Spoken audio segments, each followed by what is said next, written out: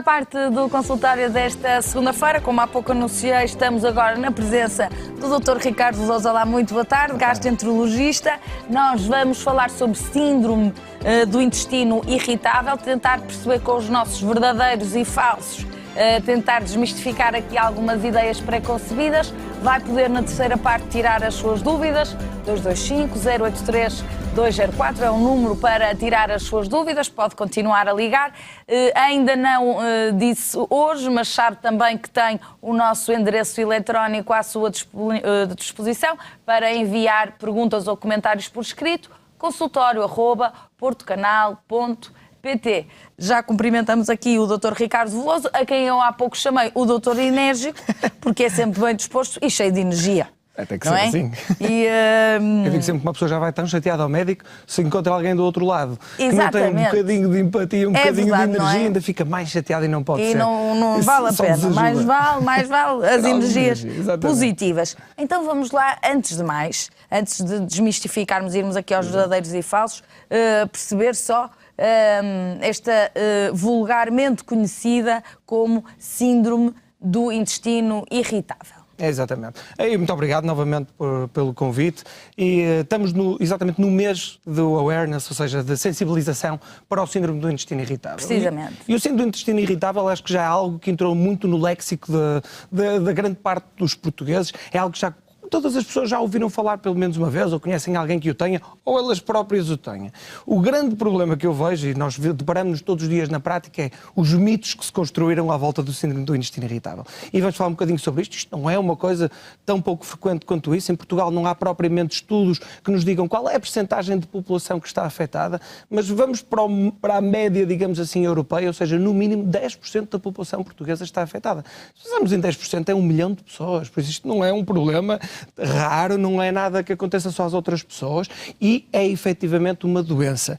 Há algo que também tem que ser altamente desmistificado e se calhar vamos falar um bocadinho disso à frente. Que às vezes as pessoas pensam que é uma característica pessoal, vamos dizer assim, eu sou assim, pronto, tenho este problema. Exatamente, ou acham que é da cabeça. Ou psicológico. Algo, exatamente, isto é apenas psicológico, isto não tem outra justificação, é só por causa da minha ansiedade. Isso não é verdade. O síndrome do intestino irritável é uma doença por si própria, tem um diagnóstico clínico. O que é que isto quer dizer? Isto acresce um bocadinho ao problema, porque nós não temos um único teste que nos diga, ok, esta pessoa tem intestino irritável. Não, temos que efetivamente excluir algumas doenças orgânicas nessas pessoas, mas falta-nos algo que nos diga taxativamente esta pessoa tem intestino irritável. O diagnóstico é clínico. Temos um conjunto de características clínicas que mete muita gente no mesmo saco. No fundo, o que é preciso ter é dor abdominal, pelo menos uma vez por semana, nos últimos 3 meses. Atenção agora, o Dr. Ricardo vai dizer aquilo que pode causar o alerta para pelo menos ir ao médico, não é? Exatamente, ou seja, o diagnóstico do intestino irritável é um diagnóstico clínico, ou seja, não há testes, como disse, e baseia-se nos critérios de Roma 4, que são exatamente testes. Tem que ter dor abdominal pelo menos uma vez por semana nos últimos 3 meses e que tem que estar relacionada com a digestão. Pode melhorar ou piorar a dor. E está relacionada também com uma alteração do número ou da consistência das fezes. Isto é muito genérico e foi feito genérico propositadamente para conseguir incluir muitas pessoas. O grande problema, às vezes, não é identificar que a pessoa tem intestino irritável, é identificar que tem a doença, é excluir outras doenças que possam estar associadas e que podem dar sintomas muito semelhantes ao intestino irritável. E se chegamos à conclusão que a pessoa tem só, eu ponho sempre só entre aspas, porque isto pode ser uma doença altamente debilitante, então sim, temos que ver qual é a melhor maneira que temos de ajudar a pessoa nos seus sintomas. Há pessoas que desesperam muito porque os sintomas podem ser muito debilitantes e pensam não há nada a fazer porque esta é uma doença incurável. Não, isso não é verdade. Há sintomas diferenciados de pessoa para pessoa e intensidades também diferenciadas e depois daí adaptar às terapêuticas. Totalmente, e há um espectro de doença enorme das pessoas que têm um incómodo ligeiro só nas alturas de maior ansiedade, a pessoas que têm sintomas diários e persistentes, altamente debilitantes e que podem mesmo interferir com a capacidade laboral da pessoa e com a capacidade mesmo social da pessoa. E podem ser mesmo muito debilitantes. Então vamos aqui a uma primeira pergunta. O síndrome do intestino irritável é uma doença rara? Já nos respondeu há pouco. Não é de todo. Se nós transpusermos a percentagem populacional da incidência que há nos Estados Unidos, 20% da população está afetada, afeta mais as mulheres que os homens, num rácio cerca de 2:1, especialmente no mundo ocidental, nos países do Oriente é um bocadinho diferente, há uma paridade maior entre homens e mulheres, mas nos países do Ocidente, na Europa, Estados Unidos, vemos que há 2 vezes mais mulheres a terem intestino irritável, é mais frequente entre os 20 e os 40 anos. Esteja estudado, ainda não conseguimos perceber muito bem, sabemos que há alguma influência genética nesse sentido naturalmente, também há efetivamente algumas características a nível de algumas doenças do foro psiquiátrico e psicológico que estão um bocadinho mais frequentes nas mulheres, que podem ter alguma relação também com a incidência nas mulheres do intestino irritável, como por exemplo a fibromialgia. Mas sendo que os homens são mais queixosos que as mulheres. É verdade. Os homens deveria ser são mais queixosos, eu acho que têm um limiar inferior para a dor. Eu acho que nós temos tendência a queixar-nos com mais facilidade. Tenho sempre que puxar aqui a nossa... É verdade, totalmente de acordo. Eu acho que os homens queixam-se mais facilmente, claro que isto não é reprodutível para toda a gente, acho que as senhoras têm efetivamente um pouco mais de resiliência e isso às vezes não é bom, porque demoram muito tempo até chegarem depois a nós. até irem eu faço sempre esta comparação com todas as doenças que nós apanhamos no início. Podem ser muito simples de resolver, se deixarmos andar vai ser muito difícil. Isto é como apanhar um comboio. Se o apanhamos na estação, entramos, não há problema nenhum, sentamos. Se o quisermos apanhar quando ele já está a andar, vamos ter que correr atrás dele. Eu faço sempre esta analogia para as pessoas perceberem que devem procurar os médicos, o médico de família ou um médico especialista, logo que lhes parece que alguma coisa já não está bem. Por isso mesmo, esta é uma doença sem importância? Não é de todo. Falso. Falso. E isto é um dos grandes mitos que deve ser desmistificado. O intestino irritável é muitas vezes associado a uma doença psiquiátrica, ou psicológica, ou psicossomática, que não existe na realidade. É só porque a pessoa está ansiosa que tem os sintomas. Isto não é verdade. É uma doença do foro da neurogastroenterologia. O que é que isto quer dizer? Tem a ver, em parte, com a comunicação que o nosso cérebro faz com o nosso intestino, que por vários motivos está desregulada, e é uma doença por si própria. Vamos aqui desmistificar uma situação. O síndrome do intestino irritável, que é para falarmos as palavras corretas, exato, não é a pessoa ter de vez em quando uma diarreia. Nem pensar, de todo. Não é isso. De todo, não é de vez em quando come um bocadinho de excesso. As pessoas pensam, está nervosa... Não, de todo. Não é disso que estamos a falar. Não, é uma doença que tem outros sintomas. Exatamente. E é uma doença crónica, incurável à luz da ciência atual e que cursa ela, sim, tipicamente, por alturas de agravamento e de melhoria. Ou seja, não é porque esporadicamente... Estamos a falar de dor, como disse há pouco. Dor abdominal é o fator predominante e é um fator indispensável para que haja intestino irritável.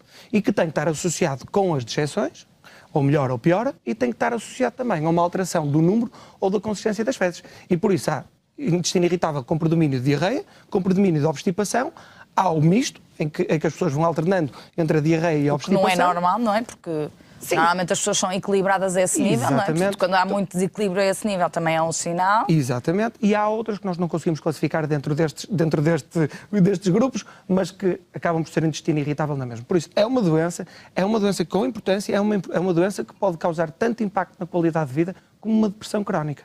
Por isso, não é uma doença assim tão simples como se tem vindo a pensar e é preciso desmistificar isso. Muito bem, portanto, tem importância, tem solução e tem especialistas para onde as pessoas podem e devem direcionar. Exatamente. Este é um síndrome provocado pela ansiedade? Ok, outros grandes mitos do intestino irritável, e temos isso, as pessoas dizem, isso é tudo da cabeça, isso é tudo da ansiedade. Não, a ansiedade não provoca o intestino irritável, nem pensar. Aliás, é demasiado simplista por uma doença tão complexa em que nós sabemos que há fatores do hospedeiro, fatores do ambiente, em que sabemos que a flora intestinal tem influência, em que sabemos que há alterações a nível da sensibilidade visceral, ou seja, que as pessoas com intestino irritável têm mais sensibilidade a nível do intestino. Por exemplo, este tipo de pessoas, se fizer uma viagem de 2 dias a trabalho a um sítio completamente diferente, logo mudarem de alimentação é logo um fator para pode desencadear uma crise, por exemplo, ou seja, não é só a ansiedade, as alterações alimentares também. Claro que a ansiedade tem um papel nesta doença, porque é um fator de agravamento dos sintomas. Claro, exatamente. A pessoa já tem medo. Eu costumo chamar-lhe um ciclo vicioso, em que a pessoa tem sintomas, até cria mais ansiedade pelos próprios sintomas, e isso acaba por potenciar os sintomas do intestino irritável. E por isso, sem dúvida, que um dos fatores preponderantes no tratamento do intestino irritável é também a ansiólise, o controlo da ansiedade, o controlo da parte psicossocial e psicológica psiquiátrica da pessoa. Isso também é fundamental no controle adequado dos sintomas. Para que a pessoa também sinta mais confiança quando se trata dessa parte e que compreenda social, também vamos dizer assim. Que é uma doença cíclica que cursa com melhorias e agravamentos. Ou seja, eu costumo dizer, aguentar as partes más e aproveitar as alturas boas. E este síndrome tem uma cura completa? Isso infelizmente é falso. Nós não temos cura para esta doença, temos efetivamente medicação e tratamentos que nos conseguem dar um alívio sintomático. Esta então doença não tem cura, não? Não tem cura. É uma doença que parece que não, mas é uma doença extraordinariamente complexa. Nós estamos agora a começar a descobri-la. Estamos com uma investigação de algumas décadas, mas estamos um pouco parados. Isto porquê? Porque a relação entre o nosso intestino, o nosso cérebro, as bactérias intestinais e toda esta ligação que há entre estes órgãos todos é extraordinariamente complexa. E nós estamos a começar a perceber partes delas, só que ainda não conseguimos mudá-las o suficiente para conseguirmos oferecer curas às pessoas. Mas temos cada vez tratamentos mais eficazes, sem dúvida absolutamente nenhuma. As pessoas não devem desesperar a pensar, não há nada a fazer, não há nada a fazer para os meus problemas. Não, nem pensar. Contacte o seu gastroenterologista, contacte o seu médico de família. Estamos cada vez a ser melhores. E o que eu digo sempre aos meus doentes com intestino irritável, dentro de 5 anos vamos ser melhores, dentro de 10 anos vamos ser muito melhores, dentro de 15 anos, quem sabe, eventualmente até podemos ter uma cura para a doença. Improvável, mas nunca se sabe. Em relação aos médicos de família, estão cada vez mais também sensibilizados para esta questão? Sem dúvida, e eu acho que eles devem ser os primeiros na abordagem do doente. Aliás, eu sempre digo isto, tenho vários amigos médicos de família. Os que conhecem melhor o doente no imediato também, não é? Os que conhecem melhor o doente em todas as suas vertentes, mesmo na sua vertente familiar, na sua vertente social, na sua vertente de todas as doenças. Por isso, eles são sempre a base da pirâmide na medicina e devem ser eles os primeiros também a tentar resolver os problemas e fazer uma investigação inicial. Depois, naturalmente, se as pessoas não melhoram, se é necessário outro tipo de investigação, naturalmente que os gastroenterologistas estaremos numa segunda linha para tentar ajudar essas pessoas. Mas os médicos de família são preponderantes, aliás, eu acho que são preponderantes na medicina em geral e não apenas na gastroenterologia em particular. Esta é uma doença que constitui fator de risco para o cancro do cólon? Do cólon, isto é falso. Isto é outra das coisas, as pessoas são muito sintomáticas, muitas pessoas. Então acabam por ter muito receio de ter alguma coisa grave. E acabam, às vezes, por se inibir de ir ao médico, porque pensam, eu vou ter uma coisa grave, mais vale nem saber. Bom, em primeiro lugar... Esta lógica é sempre uma lógica que nós tentamos aqui combater. As coisas graves só se tornam mais graves e não é por ter sintomas que vai ter uma coisa grave. E não é por não ir descobrir que as coisas não estão lá, vão desaparecer magicamente, infelizmente isso não acontece, só se vão tornar mais graves. Por isso, se tiver sintomas, contacte um médico. Não tenha dúvidas. O intestino irritável, pronto, não é fator de risco para nada dessas doenças. Não é fator de risco para cancro, para doenças inflamatórias intestinais, nem para nada disso. Por isso podem estar tranquilos. Muito bem, portanto aqui está esclarecido. Quem tem este tipo de síndrome não pode beber leite ou comer alimentos com glúten, que agora fala-se muito do glúten, as pessoas baralham-se um bocadinho com os conceitos. As modas... O que é que temos a dizer? Temos um grande problema com as modas e com a falsa informação e com a internet e tudo o que é disseminado na internet. E a ciência, é uma coisa relativamente ou totalmente exata, e depois temos as opiniões pessoais. Por isso é que muitas vezes o Dr. Ricardo até diz, há coisas que nós não sabemos. Exatamente. Há coisas que sabemos. A ciência não sabe tudo. Não sabe tudo. Deus nos livre nós temos esse tipo de arrogância. Deus nos livre ter esse tipo de arrogância. Agora, a ciência está em constante mudança. A ciência é assim que evolui, em constante mudança, em constante interrogação. Agora, há duas coisas que nós sabemos. A lactose e o glúten não têm que ser eliminados numa pessoa com intestino irritável, nem pensar. Há um grupo de pessoa que tem intolerância à lactose, também já falámos isto uma vez, e naturalmente essas pessoas têm que reduzir ou eliminar a quantidade de lactose que bebem. Isto não quer dizer não beber leite. Mas isto não tem nada a ver com a irritação do intestino. Não, pode agravar um pouco os sintomas porque estamos a ajudar às festas, a chover no molhado. Uma pessoa que tem intestino irritável e intolerância à lactose, se beber derivados da lactose, naturalmente que vai ter mais sintomas. Mas não é preciso deixar o leite, porque o leite não faz mal a ninguém. Isto é um dos mitos que tem que acabar. O leite não faz mal a ninguém. Eu já ouvi dizer que o leite poderia ser eliminado porque não abonem nada a partir de certa idade. Por isso é uma coisa que não se percebe, porque se o leite beneficia as crianças e os bebês e as crianças, porque é que depois... De cálcio, desde naturalmente não pode ser em excesso como nenhum nutriente, mas porque não há ciência que apoie isto nenhuma. Aliás, é uma fonte de cálcio importante, especialmente na osteoporose. As pessoas que estão intolerantes à lactose bebem leite sem lactose. E o Também glúten? agora há muitos tipos de Não leite. falta agora são coisas que têm lactose. E o glúten é outra coisa. A doença celíaca não tem nada a ver com o intestino irritável. O glúten não tem papel absolutamente nenhum no intestino irritável. Há pessoas com doença celíaca e intestino irritável, e essas naturalmente têm que eliminar o glúten, e há um conjunto de pessoas que têm intestino irritável que têm intolerância, não é propriamente ao glúten, mas têm ao trigo. E claro que o trigo tem glúten, naturalmente, mas o trigo, na sua composição, tem um frutano, e o frutano são aquela coisa que nós já falamos dos FODMAP, que, pronto, são açúcares, são hidratos de carbono que são fermentados pelo nosso tubo digestivo e podem agravar os sintomas. Por isso é que há pessoas que dizem, pois, mas eu parei com o glúten e senti-me melhor. Não é bem verdade, pararam com o trigo e sentiram-se melhor. E realmente, em algumas pessoas, numa pequena percentagem de cerca de 10% de pessoas com intestino irritável, faz sentido remover o trigo e não propriamente o glúten. Mas isso são depois experiências que se fazem, experiências individuais, exatamente, e não há ciência nenhuma, aliás, contrariamente à ciência que apoia que o glúten não deve ser evitado no intestino irritável, a não ser neste subgrupo muito pequeno de pessoas.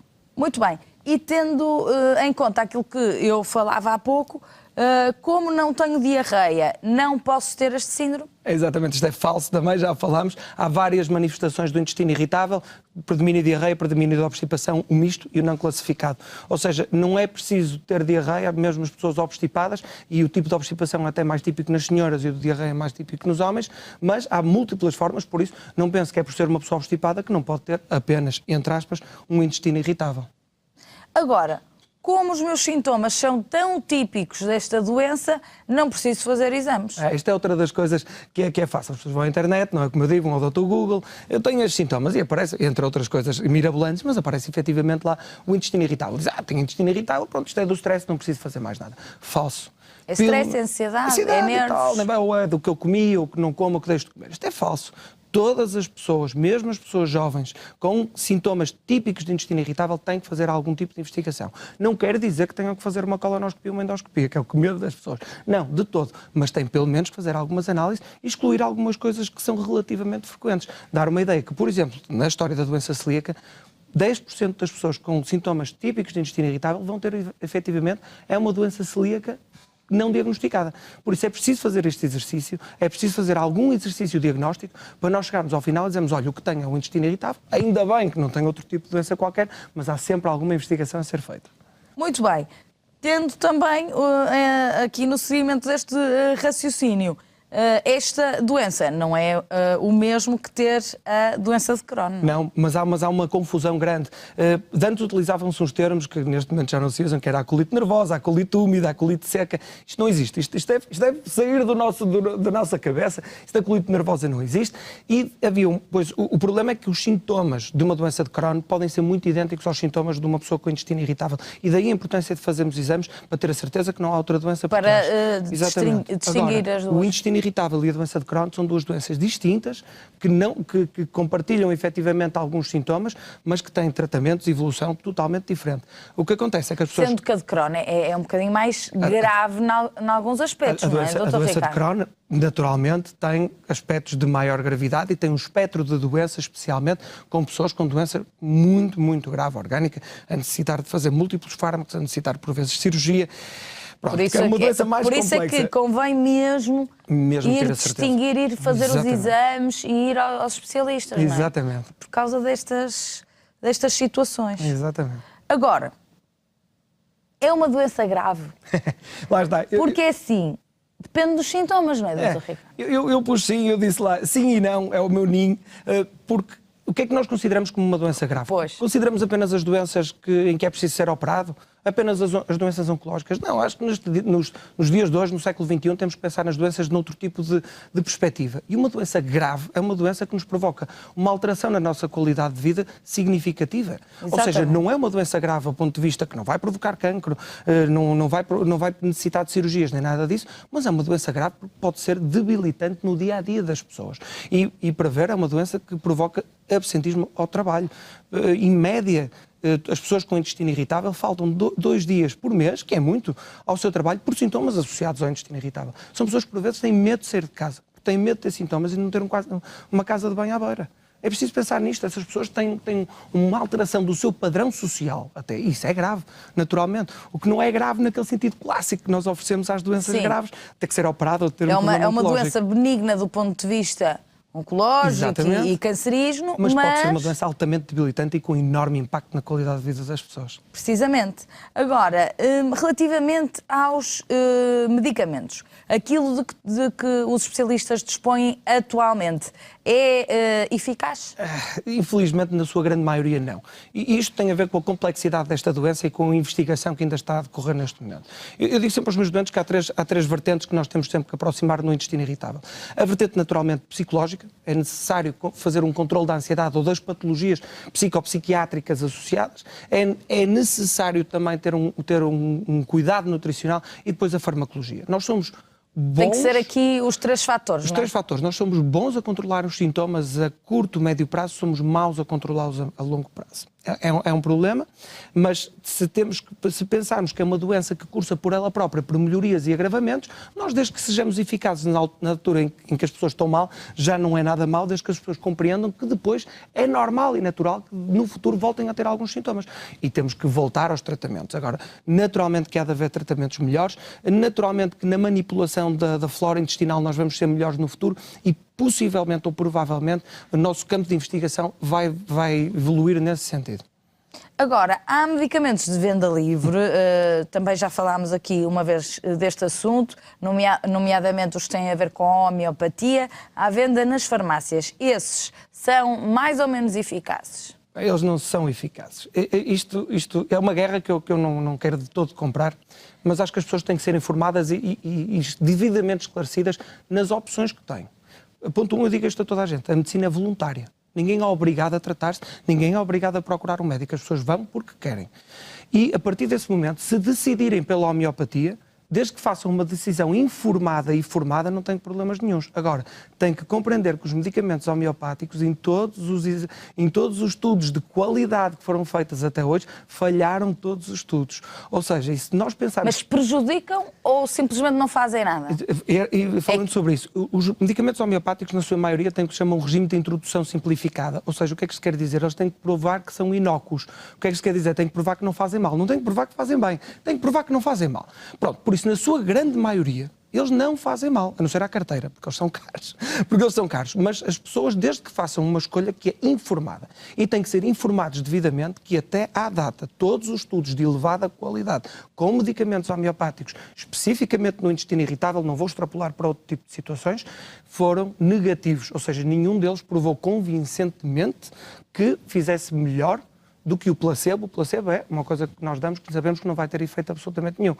A partir desse momento, naturalmente que nós médicos temos que ser também sensatos e perceber que as pessoas às vezes estão num grau de desespero tal que querem experimentar tudo. Mas o problema está na informação que lhes é dada.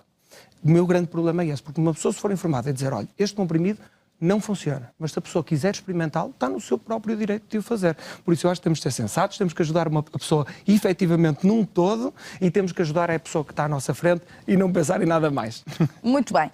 Última questão, e até porque temos já muitas chamadas para a nossa terceira parte, o intestino poroso é uma das causas deste síndrome de intestino irritável? Isto é totalmente falso. O que é o intestino poroso? O intestino poroso é uma vertente que foi disseminada mais pela internet provavelmente do que outra coisa qualquer e que é baseada num conceito que existe, que é a permeabilidade intestinal. Efetivamente, o nosso intestino tem permeabilidade. Isto é necessário, é obrigatório que ele tenha até para conseguirmos absorver certas coisas, mas há uma corrente também derivada das medicinas ditas naturais e complementares que diz que é o intestino poroso que provoca este tipo de doenças. Não é. Não é. Antes, pelo contrário, isto é um bocado como o ovo e a galinha. O que acontece é que, efetivamente, há algumas doenças que depois vão fazer com que haja um aumento da permeabilidade intestinal. A permeabilidade intestinal não é a causa, é uma consequência das doenças e parece que, efetivamente, no intestino irritável há um aumento da permeabilidade intestinal que pode ser responsável por alguns dos sintomas, mas nunca pela totalidade. Eu digo sempre às pessoas que sejam sensatas, que sejam críticas quando nos oferecem uma solução universal para problemas complexos. Quem nos dera a nós, médicos, que houvesse respostas simples para problemas complexos, nós íamos conseguir tratar. Ou seja, isto não é um complô médico. Pelo que percebemos, este síndrome, de facto, tem aqui vários contornos, não é? Muito complicado. Que lhe devem dar muitas dores de cabeça, mas que são dirigidos e personalizados. Completamente. Isso é uma coisa importante do tratamento atual do intestino irritável. Não é um tratamento universal para todos os doentes. É um tratamento que deve ser adequado à pessoa que nós temos à frente e é um tratamento, efetivamente, que deve englobar diferentes vertentes da pessoa e não apenas na exclusiva égide da gastroenterologia. Nutrição muito importante, apoio psicológico psiquiátrico mesmo muito importante. E ter a noção que, efetivamente, é uma doença. Eu digo também sempre isto, mói muito, mas felizmente não mata. Muito bem. E com estas palavras seguimos para intervalo. A seguir, já sabe, vai poder tirar as suas dúvidas no âmbito da especialidade de gastroenterologia. Até já.